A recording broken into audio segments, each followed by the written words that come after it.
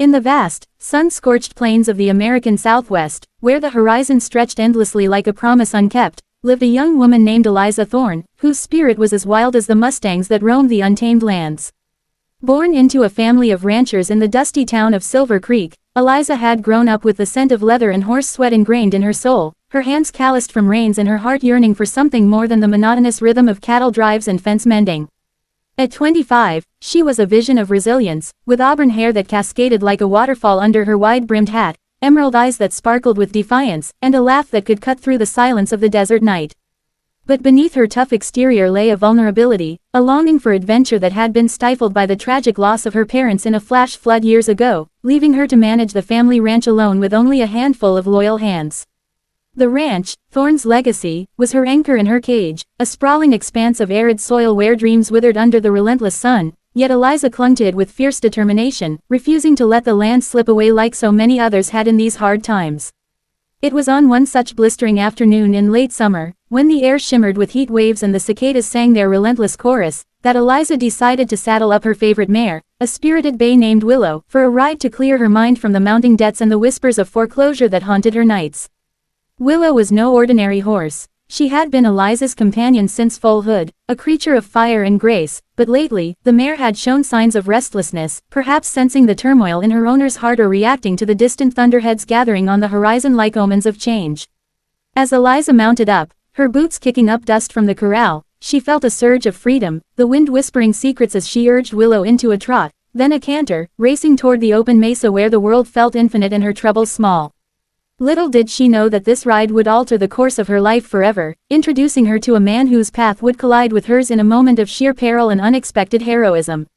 Meanwhile, not far from Silver Creek, a lone cowboy named Jack Harlan wandered the trails, his silhouette cutting a rugged figure against the golden landscape.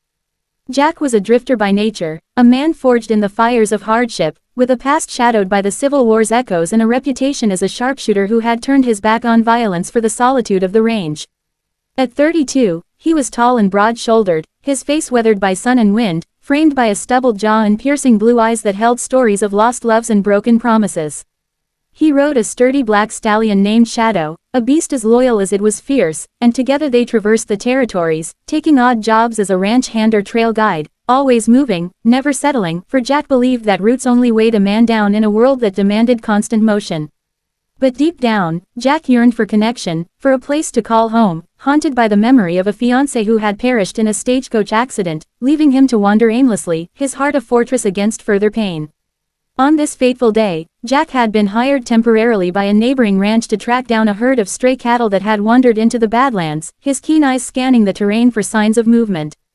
As he crested a ridge, the distant thunder rumbled, spooking the wildlife, and that's when he spotted her, a woman on horseback, galloping with reckless abandon across the plain, her hair flying like a banner of freedom. Something about her drew him in, a magnetic pull that he couldn't ignore, but before he could ponder it, disaster struck. A bolt of lightning cracked the sky, illuminating the scene in stark white light, and Willow, terrified by the sudden storm, reared up with a piercing whinny, her hoofs slashing the air as panic overtook her. Eliza clung desperately to the reins, her voice shouting commands lost in the wind, but the mare bolted, transforming into a runaway force of nature, thundering across the uneven ground toward a treacherous ravine that dropped sharply into jagged rocks below. Eliza's heart pounded in terror, her mind racing as she tried to regain control, but Willow's fear was absolute, the horse veering wildly, dodging phantom threats in the gathering dust storm. Jack, witnessing the horror from afar, spurred Shadow into action without a second thought, his instincts honed by years on the frontier kicking in as he calculated the trajectory, knowing that if he didn't intervene, the woman would be hurled to her doom.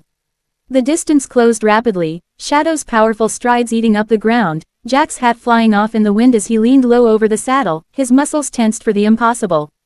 Eliza felt the world tilt as Willow stumbled on a loose rock, her body launching forward in a sickening arc, time slowing to a crawl as she was thrown from the saddle, airborne and helpless, the ground rushing up to meet her with merciless speed. In that split second, Jack dove from his horse, his body extending in a desperate leap, arms outstretched like wings of salvation, catching Eliza midair with a grunt of effort, their bodies colliding and rolling in the dirt as the impact jarred every bone in his frame. They tumbled together, dust billowing around them, Jack shielding her with his own form until they came to a stop at the ravine's edge, hearts hammering in unison, breaths ragged and mingled. Eliza's eyes fluttered open, meeting Jack's intense gaze, a mix of shock and gratitude washing over her as she realized the stranger had saved her life. You caught me," she whispered, her voice trembling, and Jack, brushing dirt from her cheek with a gentle hand, replied with a crooked smile, "Couldn't let a lady like you meet the ground that way, ma'am."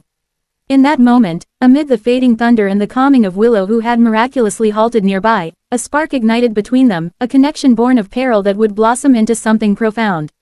As the sun dipped lower, painting the sky in hues of orange and purple, Jack helped Eliza to her feet, his touch lingering just a second longer than necessary, sending a shiver down her spine that had nothing to do with the cooling air. They gathered their horses, Shadow nuzzling Willow as if to apologize for the chaos, and Jack insisted on escorting her back to Thorn's legacy, the ride filled with tentative conversation that revealed glimpses of their souls, Eliza's fierce independence masking her loneliness, Jack's wandering ways hiding his desire for stability.